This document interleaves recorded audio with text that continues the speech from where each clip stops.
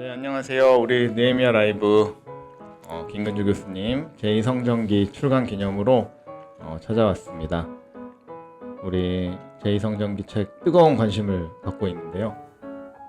책에 대해서 우리가 한번 깊이 살펴보는 그런 시간을 가지려고 합니다. 네, 교수님 먼저 요즘 학기 중반을 지나고 있는데 어떻게 지내고 계신가요? 네, 뭐 학기 중간이다 보니 정말 근근히 매주 수업 준비하고 한 주 보내고 수업 준비하고 한 주 보내고 그 사이사이에 교회 설교 준비하고 뭐 어쩌다가 외부 강의 특강 준비하고 뭐 정말 학기 시작하면 분주한 것 같아요. 그 분주한 와중에 또 책도 나와서 그 분주함이 더 좋은 쪽으로 추가되신 것 같은데요. 이 책이 이제 제2성전기라는 제목을 가지고 있는데 보통 이제 소위 신구약 중간기 혹은 뭐 중간사라고 불리는 이 연구는 주로 신약학자들이 많이 해왔잖아요. 그런데 교수님 구약학자로서 이 시기에 책을 쓰시게 된 계기는 어떻게 되실까요? 문제의식은 오래되었습니다만 하여튼 가장 간단하게는 자꾸 요 시기를 신약학자들이 쓰다 보니 예수 그리스도의 복음이 어디서 시작하지? 예수님 복음의 기원을 다루면서 가다 보니 이 바리새인 사두개인 이야기는 유래를 살펴야 되고 그러다 보니 헬레니즘 시대로 가고 뭐 좀 더 가다 보니 그 헬레니즘 시대가 갑자기 나오는 게 또 아니니 더 가다 보니 뭐 페르시아 시대로 가고 이렇게 되는데 저한테 너무 중요했던 게 아니 그럼 구약 성경이라는 게 뭐냐 싶기도 했었고요. 그리고 제가 공부를 하고 책을 읽고 그럴수록 또 성경 본문들을 보고 그럴수록 이거는 구약 성경을 붙잡고 살아갔던 시대인데 신약 복음의 기원이라기보다는 구약 성경을 가지고 살아갔던 시대고 사실 신약 성경의 기원은 구약인 거죠. 그렇다면 이 시기는 신약 복음의 기원보다는 구약 전체인 거고 구약 성경을 가지고 어떻게 이 사람들이 그 이후의 시대를 살아갔을까로 다뤄야 된다는 점에서 저는 구약 연구자가 이 시기를 써야 되지 않나 싶습니다. 사실 뭐 서양의 수많은 요 시기 책들은 거의 대부분이 구약 연구자들이 쓰는 책들이기도 하죠. 물론 마틴 행일처럼 이런 쟁쟁한 신약학자가 요 시기를 아주 잘 쓴 것이 있기도 하고 그렇지만 대체적으로는 구약의 분야인 게 맞다 싶어요. 네, 저도 동의하면서 제가 알기로 이 책의 저술 기간이 꽤 오래 쓰신 걸로 알고 있는데 얼마나 걸리셨는지 그리고 책 쓰시면서 가장 뭐 고민되거나 힘들었던 점이 있으실까요? 제가 쓰는 책들은 다 이제 강의했던 것들 여기저기 기독연구 느헤미야에서나 아니면은 바깥에서나 교회에서나 강의했던 것들 강의할 때마다 제가 원고를 마련하니까요. 그 강의를 계속 반복하다가 원고가 쌓여가면서 뭐 이게 책이 되고 뭐 이랬다 싶어요. 그래서 따져보자면 제가 느헤미야에서 처음으로 이 제2성전기 강의를 시작했을 텐데 아마 한 7, 8년 되지 않았을까 싶습니다. 그렇다고 뭐 7, 8년 내내 이것만 했냐? 그건 아니기 때문에 이걸 준비 기간으로 말하긴 그렇지만 하여튼 긴 시간 요 강의를 해왔다 싶고요. 뭐 강의는 할 수 있었는데 마지막에 이제 책으로 낼 생각을 하니 쉽지 않았던 게 1번이 박정수 교수님이 쓰신 고대 유대교의 토와 문이라는 책이었습니다. 제가 그 책 읽고 참 잘 쓰셨다 이분. 잘 쓰셨다 생각했고 제가 요 시기 쓰고 싶었지만 이런 책이 있다면 굳이 내가 또 라는 생각이 있어서 제가 요 분야 책을 안 쓰겠다라고 접기도 했었는데 근데 계속 강의하고 공부하고 궁리하면서 또 박정수 교수님과는 다르게 박 교수님은 정말 전형적으로 신약학자로서 요 시기를 다루다 보니 또 어떤 제가 달리 생각하는 것이 있었고요. 구약 성경이 어떻게 형성되어 가나 구약이 어떻게 요 시기 삶이랑 연관이 되나 뭐 이런 게 그 책에서 다루어질 수는 없다라는 점에서 뭐 저는 써야 되겠다 마음을 먹었었고요. 그 다음에 두 번째 어려웠던 건 사실 이 시기는 바벨론 포로기부터 주 1세기까지 겹쳐지다 보니 너무 시간이 길고요. 그 다음에 특히 제2성전기는 전공자들이 겁나 많아요. 뭐 사실 뭐 헬레니즘 시대만 해도 엄청난 거고 페르시아 시대도 엄청나고 가령 제가 이사야서를 쓴다 그러면 이사야서 가지고 붙으면 되는데 뭐 예언서들 제가 쭉 썼지만 그럴 수는 있는데 근데 이거는 정말 엄청난 것이기 때문에 사실 제 책에 대해서 제가 개인적으로 부끄러움이 있다면 이렇게 썼지만 제 책의 각 분야마다 그 분야 전공자들에게 다 완전히 왜 전문 용어로 처발릴 수 있다 싶은 생각이 들기도 해요. 그래서 마지막에는 그게 망설여졌었어요. 내가 이런 걸 쓸 때 각 분야마다는 약할 수밖에 없는데 이걸 괜찮을까 뭐 생각이 들었습니다만 그럼에도 불구하고 구약 연구자가 뭐 적어도 우리나라에서는 구약 연구자가 요 시기를 다룬 포괄적으로 다룬 책은 제 생각엔 없는 것 같아요.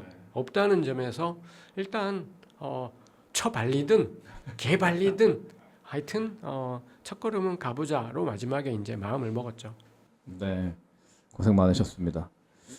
근데 참 기쁜 소식이 책이 발간되고 얼마 지나지 않아서 명절 전에 출간됐는데 명절 지나자마자 2세를 찍는다고 그런 아주 기쁜 소식을 들었습니다. 그래서 혹자는 제2전성기로 착각하고 이 책을 구입하는 게 아니냐 뭐 이런 우스개도 하는데요.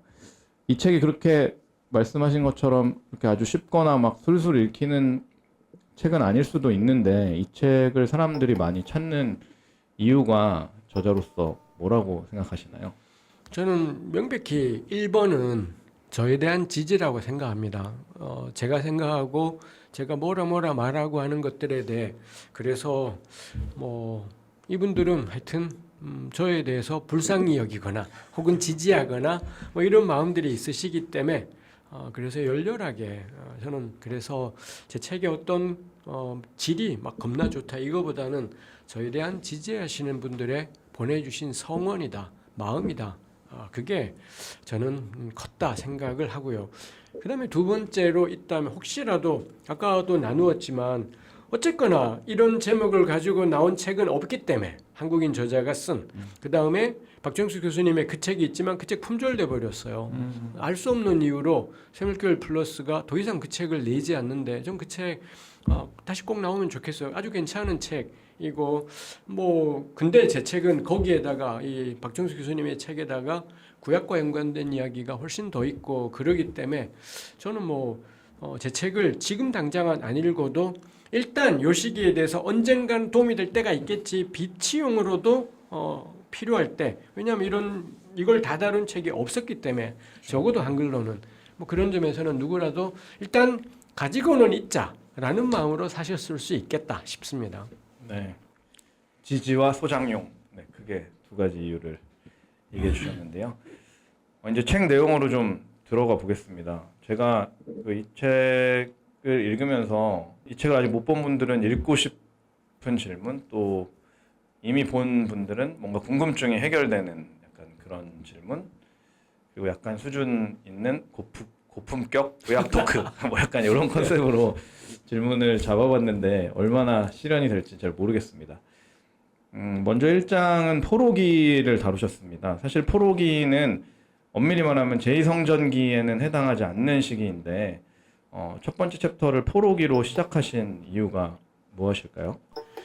그렇죠. 뭐 제2성전이 520년에 시작해서 516년에 완공되었다고 여겨지지요. 사실 이것도 다른 데는 근거가 없고 구약 성경에 학개 스가랴서 여기에 에스라 이런 데 언급이 되어 있으니 그런가 보다 뭐 하는 수밖에 없습니다만 뭐 그런 점에서 포로기는 아직 제2성전이 존재하지 않던 제1성전이 파괴되고 제2성전이 지어지기 전이니 어떤 구약 연구자는 그래서 요 시기를 무성전 시대다 뭐 이렇게 표현하는 분이 있기도 했습니다만 근데 이 무성전 시대의 사고방식 문제의식이라는 것이 저는 제2성전이 지어진 이후에도 이어지고 지속되고 있기 때문에 제2성전기에 생겨났던 수많은 변화들의 출발이 예루살렘 성전 파괴, 다윗의 나라의 멸망 여기에서부터 그 모든 것들이 시작된다라는 점에서 저는 제2성전기를 다룰 때 첫걸음은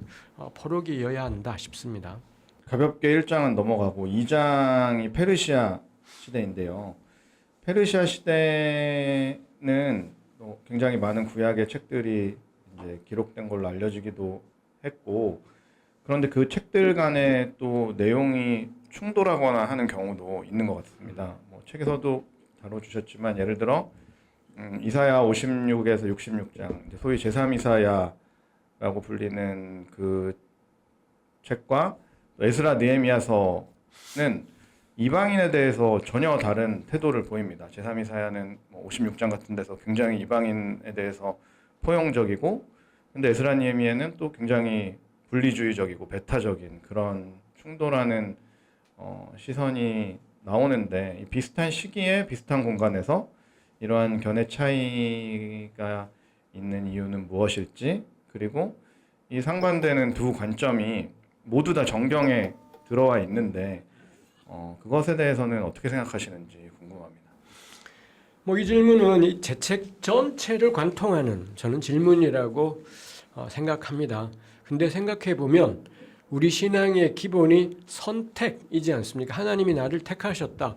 왜 나 같은 사람을 하나님이 택하시고 은혜를 주시는지 도무지 알 길이 없다가 저는 모든 그리스도인들의 공통 고백이다 싶습니다. 해서 선택신앙이라는 말하고 저는 같은 말이 하나님의 은혜 신학이다 싶어요. 선택은 내가 주체가 아니라 하나님이 주체이다 보니 하나님이 일방적으로 나를 택하신 건 은혜일 수밖에 없어서 이게 저는 구약이든 신약이든 이거 관통하는 신앙 고백이다 싶습니다. 근데 그 선택 신앙은 동시에 양방향의 이 발전이 가능해요. 하나님이 나를 택하셨구나, 쟤는 아니구나, 우리를 택하셨구나가 된다는 점에서 모든 선택성 신앙은 배타적입니다. 날 선택하신 것이기 때문에 이유는 모르지만 날 선택하셨으니 당신들은 아니야가 된다는 점에서 선택신앙은 배타적인 자세로 나갈 가능성이 굉장히 농후하고, 모든 선택신앙 가진 집단들은 거의 대체로 이 비타협적이고 배타적이고 지금한 뭐 이런 생각들을 가지고 있고요. 동시에 이 선택신앙은 전혀 반대 결론이지만 보편주의로 갈 가능성도 큽니다. 나의 공로가 아니기 때문에, 내가 뭐 우리 아버지가 괜찮아서, 우리 엄마가 핏줄이 괜찮아서가 아니라 은혜구나, 은혜라면 하나님이 저 사람도 안 택할 리가 없겠네, 뭐 이런 것들이 되다 보니 저는 구약의 선택신앙은, 은혜신앙은 보편주의로 갈 가능성도 활짝 열려 있다 싶습니다. 이 두 가지 전혀 반대되는 배타주의 혹은 특수주의하고 보편주의가 전부 다 선택신앙, 은혜신앙에서 나올 수 있다라는 거, 그게 계속 교차되어서 등장하는 게 전 제2성경기다. 포로기부터 시작해서 제2성경기고 이 신약성경에까지도 이어지고 지금까지도 저는 이어져 오는 것이겠다 싶어요. 그러면은 하나님이 우리를 택하셨다. 이건 포기할 수 없는 고백입니다. 내가 아무것도 아니지만 하나님이 나 택하셨다. 그 담대함이 우리를 살게 한다 생각하면 이게 어떤 경우는, 근데 우리 신구약 성경 안에 이 두 가지 이름이 다 있다라는 건 이 둘 중에 어느 하나가 악마화 될 수는 없겠다라고 생각을 해요. 어떤 경우에는 우리가 하나님이 나를 택하셨구나, 나만 택하셨구나가 필요한 게, 저는 우리 구약 제2성경기 문헌 가운데는 에스라 느헤미야라고 생각을 해요. 에스라 느헤미야는 명확하게 배타적이고 격렬하게 배타적이에요. 그러다 보니 꽤 많은 구약학자들이 에스라 느헤미야의 배타주의를 공격하고, 이거는 규범을 이야기하는 게 아니라 보고 씹으라고 있는 거다, 그래서 우리를 돌아보라는 거다라고 생각하는 국내외 유수의 아주 뛰어난 구약학자들이 많이 있고, 그렇죠. 그렇지만 저 같은 경우는 이게, 그래서 저는 그 점에서는 매우 보수적인 셈이지만 에스라 느헤미야는 규범이다라고 저는 생각을 해요. 어떤 시기에는 이 배타적인 태도가 필요하다 싶어요. 뭐 그게 제2성전기 시대 때는 이 귀한 공동체나 포로기였다라고 생각해요. 자기들이 아무것도 없기 때문에 더 이상 국가가 자기의 정체가 안 돼요. 영토도 자기의 정체가 안 돼요. 망해버렸기 때문에. 그럼 우리를 우리답게 하는 게 뭐지? 야훼 하나님께 대한 요 신앙, 야훼께서 우리의 하나님이다라는 요것. 그러면 야훼의 백성으로 우리, 그럴 때 이 사람들이 중요한 게 절기 잘 지키고 이런 요소들이 굉장히 중요하게 되고, 요거 다른 사람들하고는 확연하게 선을 긋게 돼요. 선 그어서 사실은 몰아내자에 초점이 있다라기보다는, 몰아내기도 하는데 선 그어서 몰아내기보다는 우리가 누구냐, 내가 누군지가 또렷해야 이웃을 않을 수가 있으니까요. 그래서 자기 정체성이 없는데 자아 존중이 없는데 남 사랑하기는 어렵다. 내 이웃을 내 몸처럼 사랑해야 되기 때문에 그런 점에서는 배타성이 필요하지요. 흔히 이거 에스라 느헤미야가 다 이혼시킨 것, 특히 에스라는 아내와 아이를 다 쫓아내라. 이거 막 굉장히 불편해하는 게 있어요. 근데 이거 그대로 패러디입니다. 아브라함이 그랬기 때문에 아브라함이 하갈과 이스마엘을 둘 이 모자를 쫓아내 버리잖아요. 우리 창세기에 그 하갈과 이스마엘 쫓아내는 장면 보고 배타적이다, 막 협소하다 이렇게 말하지 않아요. 말하고자 하는 바가 있는 것이겠고 저는 뭐 그런 점에서 역사비평학자들이 말하는 것처럼 제 책에 또 계속해서 이야기하는 게 역사비평이 기본적으로 깔려 있습니다. 그래서 에스라 느헤미야 개혁을 고스란히 반영하고 있는 게 전 하갈과 이스마엘을 쫓아내는 아브라함 이야기일 거다 뭐 싶은 생각이 있기도 합니다. 그 다음에 이런 배타주의가 나타나는 또 다른 게 시편이죠. 시편은 걸핏하면 1편부터 시작해서 악인은 의인의 회중에 들지 못하며 안 돼요. 악인은 긁는 거예요. 우리 회중에는 못 들어오는. 근데 누가 이런 이야기하냐? 극소수의 쉽지 않은 소규모 공동체가 자기를 지탱할 수 있는 길이 뭐냐? 우린 하나님이 택한 의인이고 저 압도적인 바깥은요.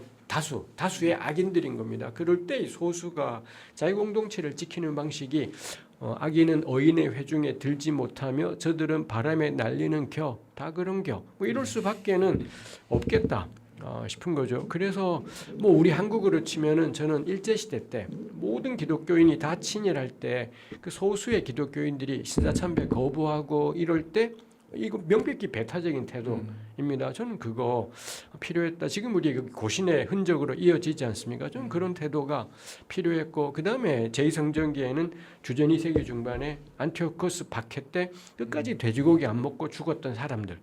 이게 저는 에스라 느헤미야로 이어지고 면면이 이어진다 싶어요. 그리고 또 한편으로는 이미 더 이상 약하지 않은데 이미 더 이상 우리가 소수의 핍박받는 수들이 아니라 그 사회의 주류가 되었고 그 사회의 다수가 되었는데도 여전히 이런 태도를 가지고 있어요. 그런 폭력이에요. 그거는 그 다수가 금끄어버리면서 박살을 내버리기 때문에 주류가 다수인데도 악인은 의인의 회중에 들지 못하며 해버리면 좀 참혹한 일일 거다 싶은 것입니다. 그래서 당대 유대 사회를 향해 지금 너무 그러지 마라. 에스라 느헤미야 개혁이 있었고 요거 자체로 저는 의미 있다 생각해요. 근데 그 이전이든 그 이후에든 너무 그건 아니지 않아. 이렇게 할 때 생겨나는 게 룻기나 요나서나 그 다음에 제3이사야나 혹은 레위기의 성결법전 17장부터 26장에 나오는 이런 것들이 저는 그 배타주의로 흐르고 있는 우리 공동체에 대한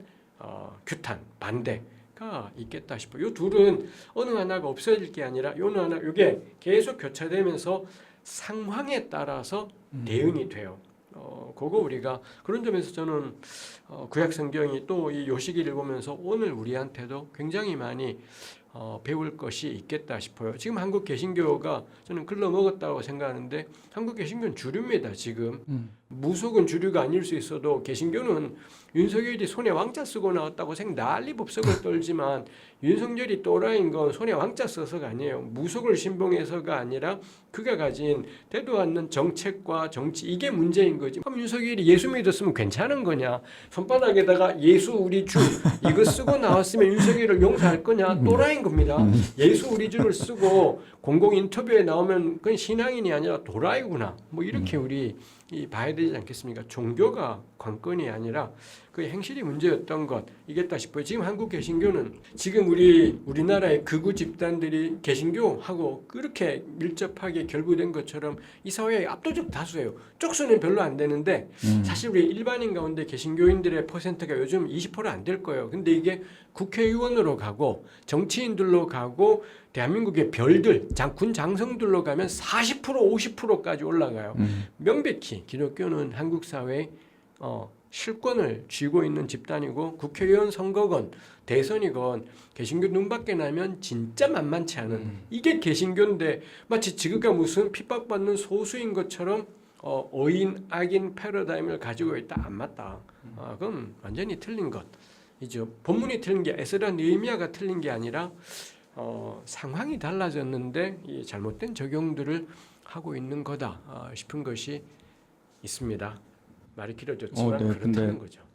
근데 엄청 고민되던 질문인데 되게 명쾌하게 해결을 해주신 것 같습니다. 제가 얼마 전에 어떤 강의 가서 그 본문 자체 속에 자아 비판의 특색이 있다 뭐 이런 이야기를 들은 적이 있는데 서로가 이제 다른 의견들을 본문 내에서도 비판하고 또 이렇게 성찰해주는 또 그런 효과도 있겠다. 예, 그렇게 그렇죠. 생각해봐도. 뭐 제가 책에도 썼지만 우리 요 시기에 오경이 형성되는데 창출내민 신이 지금 같은 모양으로 딱 되는데 대부분의 학자들이 오경의 형성 과정에 대해서는 여러 다른 견해를 가진 학자들이지만 결론적으로는 오경은 혼종 합성이다. 뭐 이렇게 표현해요. 한 가지가 있는 게 아니라 여러 주장이 둘이 충돌돼요 분명히. 근데 이게 공존하고 있다 해서 저는 오경뿐만이 아니라 우리 방금 이야기했던 것처럼 제3이사야랑 시편, 뭐 성결법전이랑 에스라 느헤미야 뭐 이런 데서 드러나듯이 우리 구약 성경의 본질적인 특징이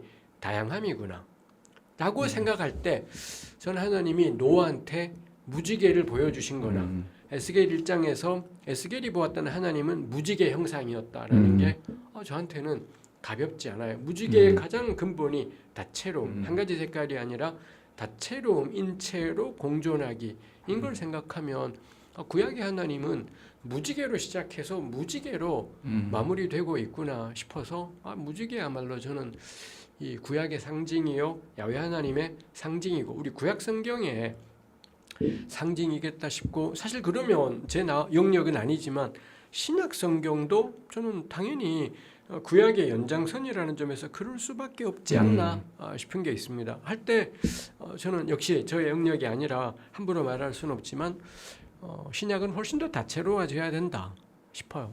좋은 통찰을 주신 것 같습니다. 이제 3장으로 넘어가면 이제 헬레니즘 시대를 다루고 있는데요.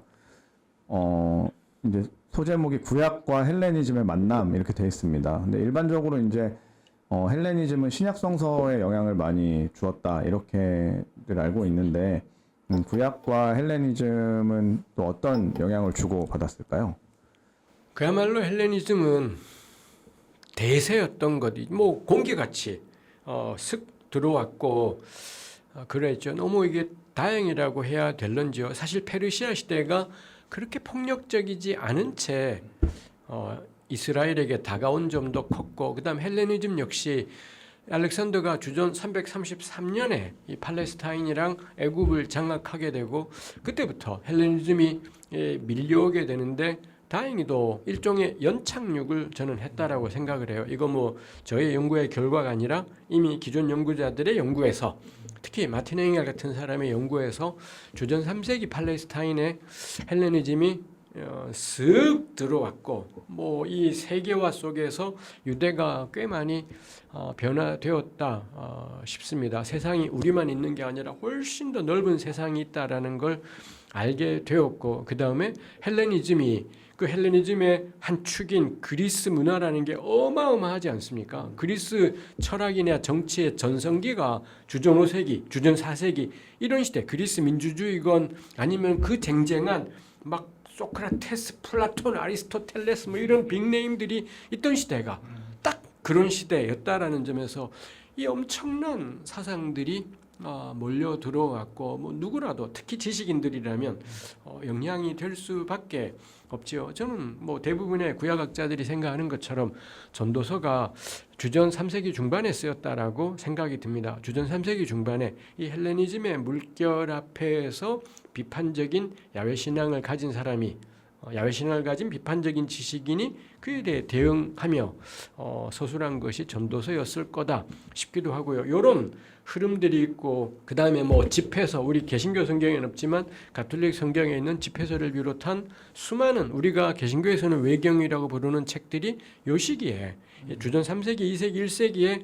헬레니즘과의 대응 속에서 서술들이 되더라라는 거고요. 개신교 성경으로는 또 하나 뺄 수 없는 게 다니엘서이지요. 다니엘서 같은 책들이 주전 3세기는 연착륙했다면 헬레니즘이 주전 2세기 초중반 이래 이 셀류커스 시대가 되면서 이때 이제 격렬한 충돌들이 생기다 보니 요게 저는 연착륙이 되면 전도서처럼 비판지성으로 이렇게 연결되지만 거세게 강요를 하게 되자 그러자 등장하는 게 묵시. 한 거죠. 이놈의 세상 끝장나고 완전히 질적으로 다른 딴 세상이 오겠다라는 우리 이 묵시 이미 구약 안에 야훼께서 역사의 주이시기 때문에 야훼께서 온 땅의 왕으로 임하실 거야는 이미 있었어요. 요엘에도 있고 스가랴에도 있고 있던 생각들, 있던 고백들인데 이 거센 압력 앞에서 이게 이제 묵시라는 완전히 새로운 장르들을 꽃 피우게 했고 그 결과로 주전 2세기 중후반에 다니엘서 같은 책이 형성되었겠구나 싶은 거죠. 뭐 이게 다 헬레니즘의 영향이고 무엇보다도 이 헬레니즘의 그 거센 압력과 맞부닥치면서 다니엘서만 형성되는 게 아니라 이후로 그럼 내가 야훼 신앙을 갖고 산다는 게 뭐지에 대한 굉장한 변화가 만들어졌다 싶어요. 네, 그 이어지는 장이 그 거센 압력으로 잘 알려진 안티오쿠스 4세와 급진적 헬라화 개혁 이런 제목으로 기록이 되어 있는데요. 이 책 내용 중에 그 4장 내용 중에 개혁의 주체를 예루살렘 내부에 그리스어를 사용하는 극단적 유대인이라고 말씀하신 내용이 있습니다. 묘하게 지금 한국 사회의 개신교 극우 세력이 떠오르기도 했는데 뭐 그 사람들하고 좀 비슷하게 연결되는 지점들이 있다고 생각을 하시나요? 약간은 애매한 것이 있다 싶습니다. 어쩌면은 저는 제가 이 책을 쓰면서는 뭐 이런 사실 그 부분은 제가 마틴 행헬에게 배웠던 것인 거고요. 안티오쿠스 박해를 달리 깊이 생각해 보지를 못했는데 행헬의 그 유대교와 헬레니즘 그 책을 읽고 국리를 하면서 저는 행헬의 이야기가 훨씬 더 납득이 됐고 그래서 제 책을 읽어보시는 분은 적어도 헬레니즘 파트에 가서 행헬의 영향이 사방에 있구나. 저의 이 성전기 이전 저의 주장들은 이 게라르트 폴라테의 영향이 잔뜩 있다면 이 페르시아 헬레니즘 시대에 대해서는 행헬이구나 싶을 것 같습니다. 그 다음에 우리 박정수 교수님 역시 이 마틴 행헬 책에 짙은 영향 이런 것이 있습니다만 하여튼 저한테는 그래서 이 행헬 공부하고 이런 생각들을 제가 좀 더 구체화시켜 가면서 저한테 다가왔던 건 우리 구한말의 개화파들이 주로 친일이었습니다. 우리 갑신정변을 일으켰던 이 사람들도 그렇고 이 사람들로서는 나름 개혁이 필요하다. 이거 제대로 변화가 필요하다. 근데 할 수 있는 길이 없고 그럼 어떻게 하냐? 위로부터 권력을 가지고 밀어붙여야 된다. 뭐 이런 거죠. 제가 한국사 잘 몰라요. 깊이 잘 알지 못합니다. 갑신정변에 대해 더 깊이 분석할 수는 없겠지만 하여튼 주전 2세기 초중반에 이 친헬레니즘적 개혁파 역시 이거 제대로 바꿔야 된다. 근데 언제 어떻게 이거를 그럴 때 이 사람들이 안티오쿠스라는 이 권력의 힘을 동원해서 제대로 밀어붙여 보자 해서 완전히 위로부터의 개혁을 시도했던 것이죠. 그리고 지지하는 사람들도 있었고 왜냐하면 헬레니즘은 대세라고 대부분의 사람이 생각했고 특히 지식인들 그때 지식인들은 제사장들입니다. 이 양반들은 이건 대세기 때문에 당연히 받아들여야 된다고 생각했고 뭐 그러했던 것이죠. 글쎄요. 오늘날의 개신교 극우 집단하고 연관하자면 권력에 대한 집중이라는 점은 있을 것 같아요. 우리네 개신교는 저 어릴 때부터 그랬더랬습니다. 저 고1 때부터 예수 믿었는데 그때부터 우리 장로님 권사님들이 고등부 아이들을 위해서 늘 기도해 주셨던 것이 이 아이들이 어디 가서 머리가 될지언정 꼬리가 되지 않게 해주시고 머리 되기를 그렇게 우리 어르신들이 우리 세대에게 기도하셨어요. 왜냐하면 우리 세대, 우리 부모 세대, 우리 신앙의 선배들은 너무 힘들었거든요. 너무 가난했고 잘 못 배웠고 힘들었고 뭐 이랬던 세대이다 보니 그리고는 억척같이 하나님 한 분 의지하면서 억척같이 살았고 뭐 이분들이 한국 경제 성장의 주력들이라고 할 수 있죠. 그리고 이분들이 자기들이 못 배운 것을 자녀 세대에게 온 힘을 다해 교육을 시켰고 그리고 교회에서는 온 힘을 다해 기도했어요. 머리 되게 해주세요. 머리 되게 해주세요 했고 실제로 그 뒤로 개신교인들이 굉장히 뭐 흔히 말해서 사회적으로 성공하고 출세하고 이른바 머리가 된 사람들이 많기도 했다 싶습니다. 전 그거 우리네 개신교는 참 어렵던 시절에 시작하다 보니 권력 지향적이고 고위층 지향적이고 그리고 실제로 성공적이죠. 지금도 아까도 이야기했지만 국회의원이나 정치인, 군장성 뭐 이런 가운데 절반가량이 기독교인인, 특히 개신교인인 뭐 이런 상황들이 되기도 했으니 그렇다 싶어요. 그러다 보니 위에 올라가서 영향력을 선한 영향력을 발휘하자. 옛날에 우리 전병욱 같은 양아치 집단 역시 딱 이런 생각들, 이거 우리 고지론으로 대표되는 뭐 이런 생각들이지 않습니까? 그 점에서는 아마 그 점이 저는 2세기 중반에 친헬라파 개혁주의자들하고 그 다음에 우리 갑신정변의 주도 세력들하고 지금 개신교 극우들하고 굉장히 다르지만 관통하는 공통점이겠다 싶고요. 어쩌면 저는 루터 개혁 역시 칼빈 개혁 역시 상층부 개혁이다 라는 생각이 있습니다. 이것도 역시 제가 쫄려요. 전 종교개혁 전공자가 아니기 때문에 교수님 헛소리 하시는 거예요라고 반박하실 수 있을 것 같습니다. 저한테는 하여튼 그렇게 비쳤다라는 것인데 좀 그 점에서는 차이가 있지 않나 싶어요. 네, 지금 잠깐 말씀해 주셨는데 그 주전 2세기 개혁파와 책에서 예수와 바울, 신약의 예수님과 바울, 그리고 16세기 종교개혁이 이제 현상적으로는 뭐 유사한 부분들이 있지만 결정적인 차이가 있다라고 기록을 해주신 내용이 있습니다. 이어서 이 내용을 간단하게 설명해 주실 수 있을까요? 뭐 앞에 내용에 추가하자면 근데 예수님은 놀랍게도 맨바닥에서 시작을 했어요. 그게 신약 성경이 말하는 나사렛 사람의 의미입니다.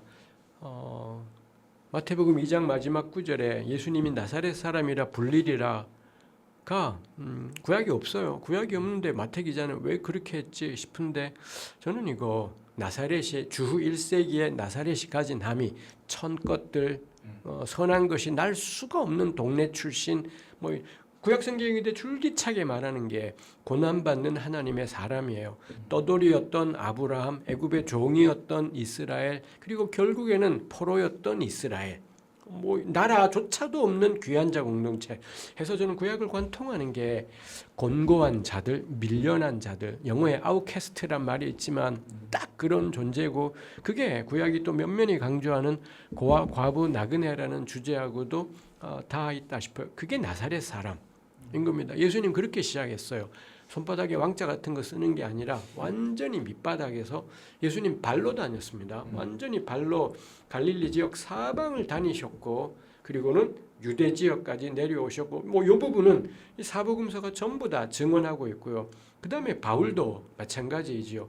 바울도 굉장히 유력한 유대인 가문이었지만 유대인 출신이지만 결국 바울의 방식 역시 발바닥이었어요. 로마가 뚫어놓은 길을 따라서 지중해 세계 전역을 이 양반이 다녔고 군데군데 바울이 최고의 권력들하고도 접점들이 생기지만 근데 바울은 계속 밑바닥으로 다니면서 그 우리 바울의 이 서신들의 이 양반의 고난 목록이 있지 않습니까? 몇 번이나 무슨 위협을 처하고 이 사람은 그야말로 발로 다녔구나 라는 거죠. 전 이게 그래서 주전 2세기 중반 개혁이 톱다운 방식의 개혁이었다면 예수님하고 바울은 명확하게 보텀업이에요. 완전히 바닥에서부터 대중들을 만나고 가난한 사람 만나고 아픈 사람 천지고 귀신 들린 사람 천지고 이 사람들을 만나면서 시스템을 바꾸는 게 아니라 이 밑에서 계속 해나갔던 것들이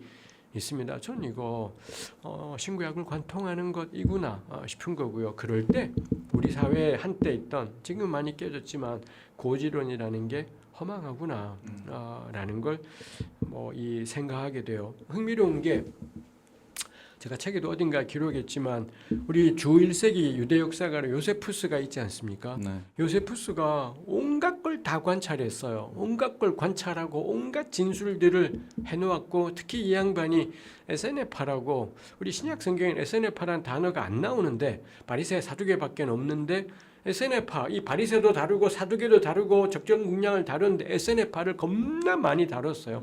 요세푸스에게는 매우 인상적이었던, 요세푸스가 존경했던, 뭐 애정을 가졌던 집단이라고 할 수 있겠습니다. 근데 요세푸스의 예수님 이야기 3줄 4줄 나와요. 이 예수라는 사람에 대해서 그를 따르는 자가 있고 뭐 이런 이야기가 겁나 작게 나와요. 왜 이렇게 요세푸스한테는 예수님이 관심이 없었을까? 이 복음서를 보면 센세이셔널 했을 것 같은데 왜 이렇게 관심이 없을까 할 때 요세푸스는 철저하게 상층부주의자입니다. 톱다운 방식의 사람이고 로마 황제하고 베스파시안하고 겁나 가깝기도 했고 인정받기도 했고 이러다 보니 요세푸스의 모든 관심이 로마에게 우리 유대교를 잘 설명하자. 우리 유대교가 원래 괜찮았어요. 참 좋은 집단 이거 전하고 싶은 것이죠. 철저하게 상층부 로마를 향해 유대를 변증하는 게 요세푸스의 목적인 거죠. 이런 사람 눈에 예수님은 이건 저의 추측입니다. 그런 말 요세푸스에게 안 나오지만 너무 짧게 다뤄진 걸 보면 요세푸스의 눈에 예수 그리스도는 보이지 않는구나. 전 너무 합당하구나 싶어요. 오늘날도 마찬가지예요. 우리가 언제 예수 믿냐? 바닥일 때 믿지, 지 잘 나갈 때 믿지 않아요. 이 바닥일 때 믿는 것처럼 다시 한번 우리 기독교는 밑바닥 사람들의 종교구나, 신앙이구나 싶어요. 이제 5장으로 넘어가면 또 이 시기에 또 빼놓을 수 없는 게 하스몬 왕조였는데요. 당시 그 엄청난 그 거대 제국의 물결 속에서 그 사이에서 짧지만 독립 왕조를 이루었다는 것은 굉장히 놀랍기도 한 것 같습니다. 이 하스몬 왕조가 갖는 의미는 무엇이고 또 한계는 무엇일까요? 유다 마카비가 아버지 때부터 신앙 때문에 오로지 신앙 때문에 이 사람들이 무장 저항을 시작했고 전 그래서 마카비 가문의 무장 저항이 옳냐 그르냐는 의미 없다 싶어요. 이 사람들이 할 수 있는 최선의 대응들을 했고 그 다음에 우리 그 내용들이 마카베오상, 마카베오하 뭐 이 책들에 전해져 있습니다. 적어도 마카베오상하는 이 마카비 반란의 마카비 혁명의 추동이 야훼 하나님의 말씀에 대한 신뢰였다. 그리고 우리는 적은 수이지만 하나님이 함께 하시면 승리하게 하신다.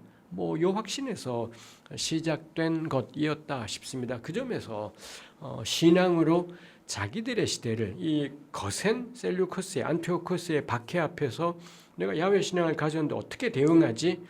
유일한 길이었는지는 모르지만 저는 할 수 있는 좋은 선택의 길을 걸어갔구나라고 생각하게 됩니다. 그 다음에 문제는 근데 이게 대를 이어가면서 유다에서 그 다음에 요나단 마카비, 시몬 마카비 때로 가면서 이제는 이게 국가가 되어버려요. 이 시몬 마카비 아들 힐카누스 다음이 아리스토블루스던가 하여튼 그쯤 가면은 드디어 스스로를 왕이라고 부르게 되기도 하고 근데 이게 가능했던 게 이 당시에 세력 간의 갈등들이 있다 보니 그 틈바구니에서 이 독자적인 나라를 형성하는 것이 가능하기도 했었습니다만 마카베오 상하를 읽으면 특히 마카베오 상은 유다 마카베오 하는 유다 마카비밖에 없으니 그렇고 마카베오 상을 읽으면 이 양반들 정치꾼들이에요. 명확하게 여기 붙었다 저기 붙었다를 하는데 유대의 이익이 되는 일이라면 뭐든지 굉장히 시류를 잘 분석하고 판단하면서 그래서 사실 유대교는 헬레니즘을 반대해서 시작했는데 누구보다도 헬레니스틱하게 정말 헬라 세계에서 벌어지던 걸 고스란히 가져와서 온통 헬레니즘의 무기를 가지고 헬레니즘과 싸우는 뭐 이런 양상이 되기도 했다 싶어요. 그리고는 자기네 나라가 이 얀네우스 때 가면서 굉장히 강해지고 영토가 거의 뭐 다윗 시대만큼 영토를 회복하기도 하고 이러지요. 그러면서 이 하스몬 왕조가 하는 일이 저는 굉장히 인상적이던 게 강제 개종입니다. 이웃을 이투레아라는 데하고 이두메라는 데 이런 데 쳐들어가서는 점령하고 강제로 할례를 단행해버려요.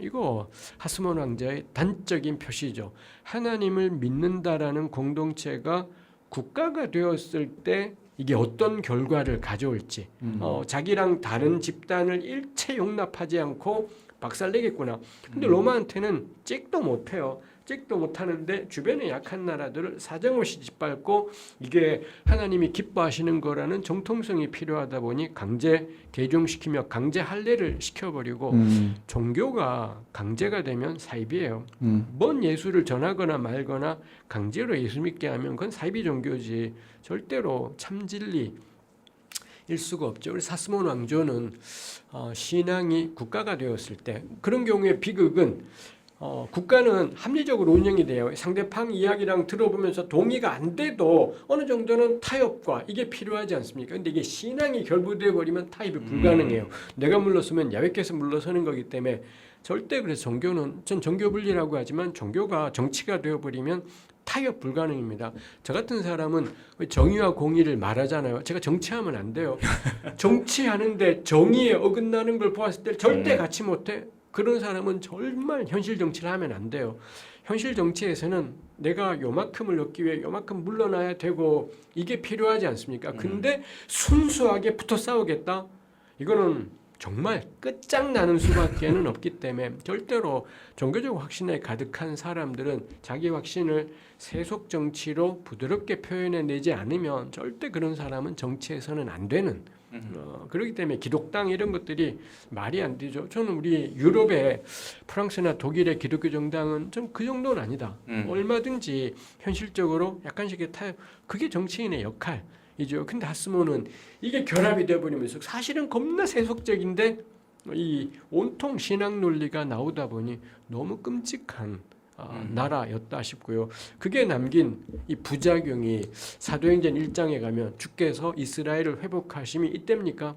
예수님 부활하니까 곧바로 제자들의 마음속에 이 또 다른 하스몬 왕조 하나님이 함께 하셔서 적은 수로 로마를 무찌르는 그 하나님 백성의 나라 이런 나라가 이 땅에 이루어지기를 이거 후대 말로는 크리스텐덤인 거죠. 요거 딱 사도행전 1장의 이 제자들의 마음속에 있다이죠. 이게 전 하스몬 왕조가 가져다준 피해가 끊임없이 현실 정권을 가진 기독교 제국에 대한 갈망 지금도 있어요. 지금까지도 우리 기독당 패거리 분들 이 나이 드신 분들의 갈망이 하나님을 예배하며 국회가 시작이 되고 기도하며 국회가 시작이 되고 대통령이 청와대에서 늘 예배하는 좀 100% 끔찍한 세상일 거다. 비타협적이고 기독교 안 믿으면은 개박살 나고 너무 무서운 세상일 거다 싶어. 이거 완전한 착각인 거죠. 그런 점에서 저는 오히려 제2성전기 페르시아 시대 때 유대 공동체는 국가를 만들지 않았습니다. 국가 재건을 꿈꾸지도 않았고 에스라도 느헤미야도 그렇고 뭐 이 오경이 형성되던 시기도 더 이상 하나님의 나라는 이 땅에 속한 권력 획득에 있는 것이 아니라 공동체구나. 이고 그게 저는 예수님과 바울이 만들어갔던 나라이기도 하다 싶어요. 예수 그리스도를 구주로 고백하는 자들의 공동체이지 세속 권력을 가진 국가여서는 어렵겠다 싶어요. 물론 이 공동체에 속한 사람 가운데 세속 정치에 참여할 사람들이 있겠죠. 얼마든지 모든 곳이 다 거룩의 영역이니 가능하지만 그럴 거라면 저는 유의해라 싶어요. 네, 2000년 전 얘기인데 지금 이야기처럼 들리는 게 웃어야 할지 울어야 할지 잘 모르겠습니다.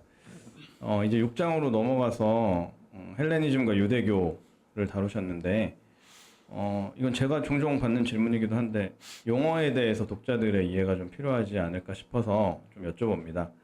성경에 보면은 유다라고 나오기도 하고 유대라고 나오기도 하고 유다인, 유대인 이렇게 조금씩 다르고 유대교, 유다교 번역이 좀 다르기도 하고 또 이 본문에서도 책에서도 유대를 주로 쓰셨던 것 같은데 이게 단순 번역의 차이인지 아니면 각각 개념이 좀 다른 건지 그런 것들을 좀 알려주실 수 있을까요?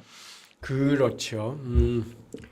이거는 선택인 것 같아요. 이 유다 히브리어로 예후다라고 하는 히브리어 단어를 뭐 영어에서는 주다라고 그렇게 음력을 했고요. 사실 정확히 하려면 예후다라고 해야 되는데 하여튼 주다라고 그렇게 JUDAH 뭐 이렇게 음력을 했고요. 그걸 우리말로 가져올 때 이게 유다냐 유대냐인데 저는 아예 그래서 이 책 앞부분에다가 제가 결정을 제 나름의 통일적인 원칙으로 결정을 한 게 나라가 멸망한 이래 멸망 이전까지의 예후다는 다 유다로 옮기고요.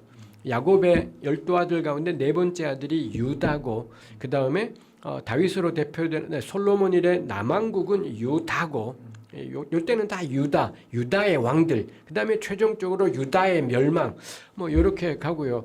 근데 바벨론 체제 안에 편입되고 그러고 나면서 바벨론도 그렇고 페르시아도 그렇고 요 지역을 예루살렘과 그 위아래 지역을 예후드 아람어로 예후드라고 이렇게 불렀습니다. 아람어 예후드는 히브리어의 예후다예요.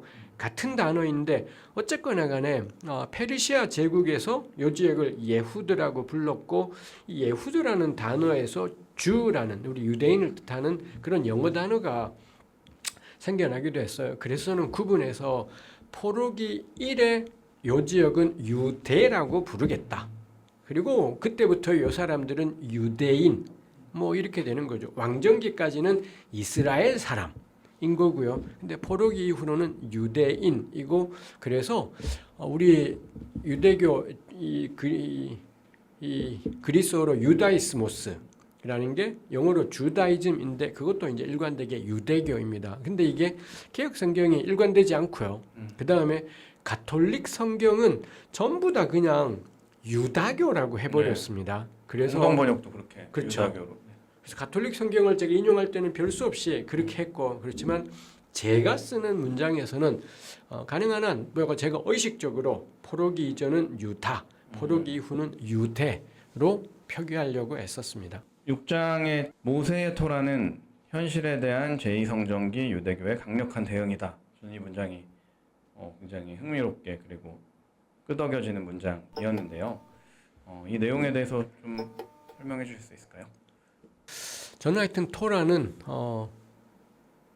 역사 속에서 이 바벨론에서 돌아온 공동체들이 우리가 어떻게 살아야 되지 할 때 이제는 땅이 결정하지 못해요. 자기는 돌아왔지만 안 돌아온 디아스포라들이 겁나 많지 않습니까?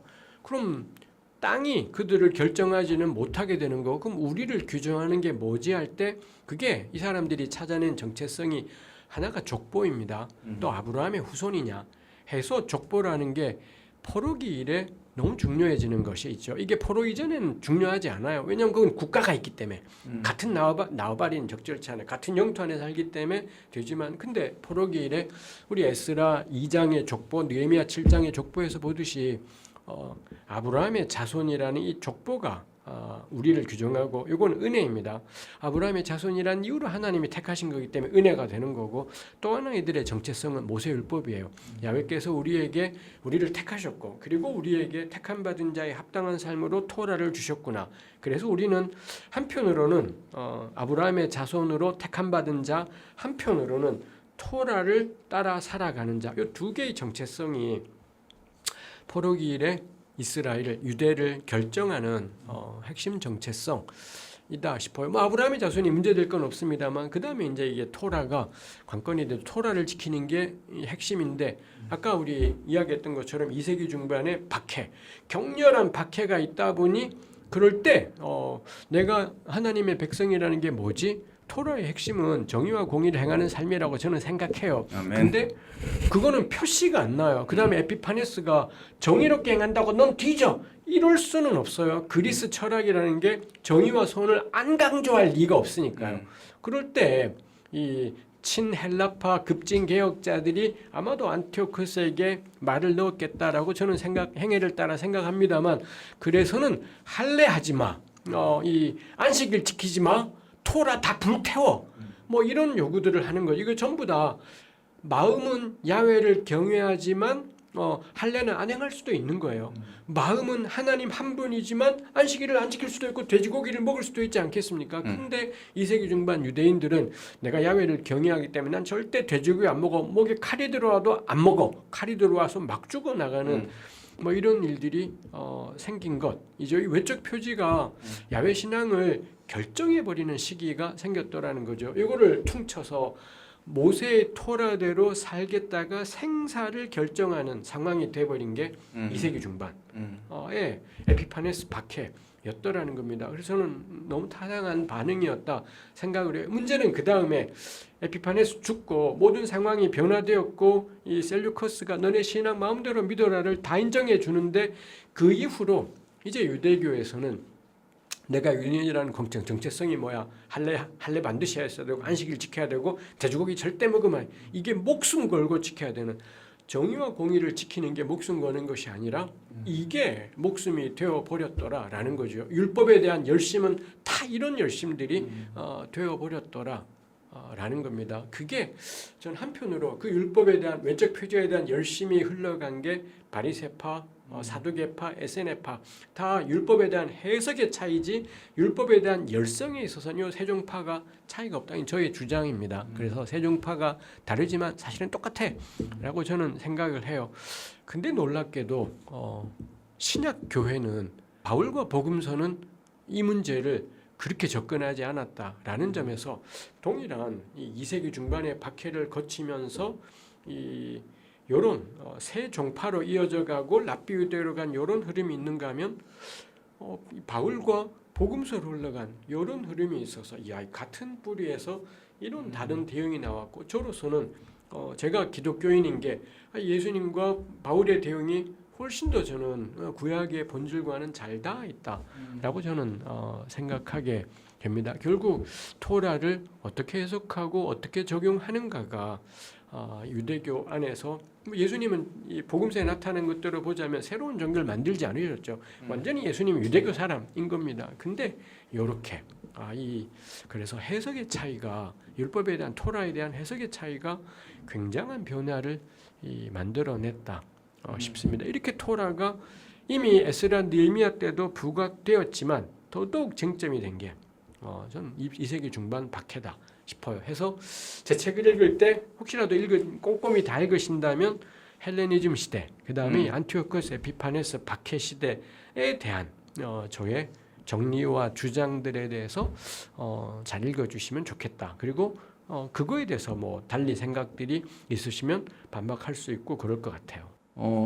이제 마지막 챕터는 외경을 다뤄주셨습니다. 짤막하게 마무리를 이렇게 외경으로 해주셨는데 외경이 개신교 신자들에게는 생소하고 그럼에도 불구하고 이 책의 꼭 마지막 챕터를 할애해서 내용과 중요성 이렇게 하셨던 의도가 있으실까요? 원래는 외경을 각권을 다 다루려고 했었죠. 다 쓰기도 했고 그런데 네.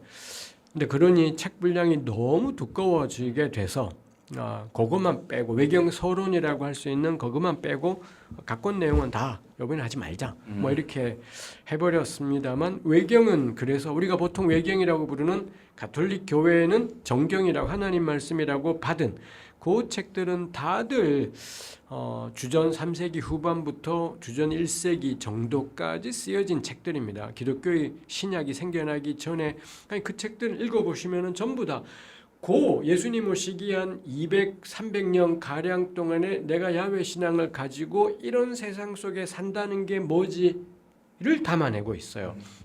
그래서 그 책도 읽어보시면 이 양반들 진짜 고민했고 별별 상황이 다 있습니다. 토비처럼 디아스포라 유대인의 모습을 그리기도 하고 유디처럼 분명히 이 양반 팔레스타인에 살고 있겠구나 싶은 모습이 나오기도 하고 그 다음에 뭐 다니엘서에 붙은 수산나 이야기니 뭐 이런 것들 보면서 다들 낯선 세상 속에서 어떻게 야훼 신앙을 가지고 살아가지 이게 면면이 나와 있고요.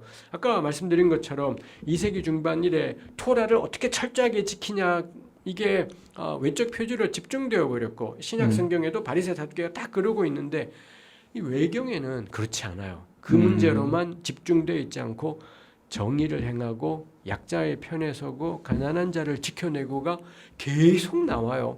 토빗에도 나오고 유딧에도 나오고 수산나 이야기에도 나오고 그래서 외경을 보면 이 구약 신앙을 헬레니즘 시대에 적용하면 이런 양상이 되는구나. 그걸 너무 잘 보여주는 것이 저는 외경이다 싶어요. 그래서 이런 책들을 보면서 우리가 흔히 구약과 신약의 사이라고 표현하지만 요 시기가 흑암의 시대가 아니었구나. 눈부시게 이 양반들 야외신앙 붙잡고 살아갔구나를 보여주는 게 저는 요 책들이다 싶었습니다.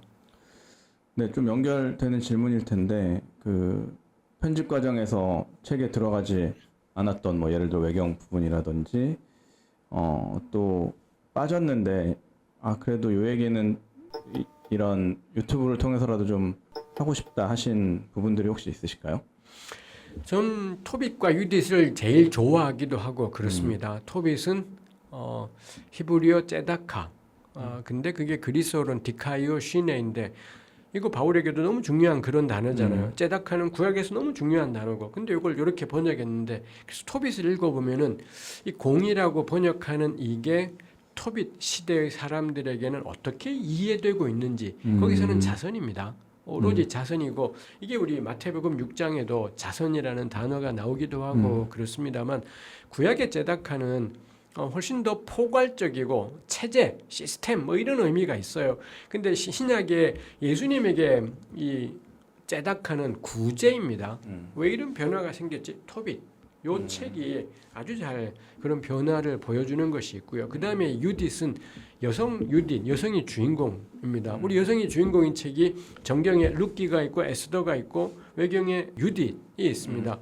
왜 에스더는 정경인데 유딧은 아니지? 저는 비교해서 읽어볼 만한 책이다 싶고요. 그리고 이 자매님 이 온갖 이야기를 해볼 만한 것들이 참 많이 있습니다. 그 다음에 외경의 좋은 점은 우리가 이거 가지고 토론할 때 마음이 편안해요. 가령 에스더 가지고 이게 어떻게 하나님 말씀이지가 잘 납득이 안 될 때 우리가 그래도 조심스럽잖아요. 내가 믿고 받아야 되는데 싶은데, 유딧은 가톨릭 교인들은 다르겠지만 개신교인들은 유딧 읽으면서 이게 말이 돼? 하고 말하는 게 쉬워요. 편안하고.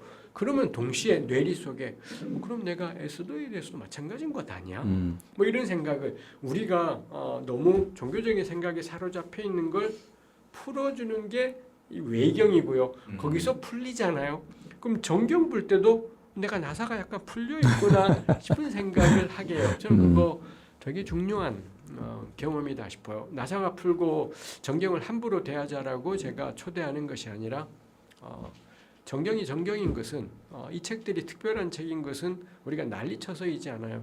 그 책이 가진 힘이 그 독자들의 삶을 변화시키는 것, 그게 있는 것이기 때문에 저는 두려워하지 말고 의문 제기하고 때로 의심하기도 하고 외경 의문 제기하듯이 정경에 해보시라. 저는 그게 공동체에게 부작용이 있을 수 있습니다. 그렇지만 유익이 더 클 거다 싶어요.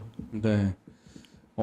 저도 이제 외경 가끔 볼 때마다 우리 신앙에 굉장히 유익이 되는 책이다 이런 생각을 하는데, 그 이미 쓰신 거 아까우니까 그 외경만 좀 묶어가지고 책이나 아니면 뭐 특강이나 우리 뭐 아카데미아나 이런 걸 하시는 것도 또 덕후들을 위해 좋지 않을까 싶은 생각이 살짝 들기도 합니다.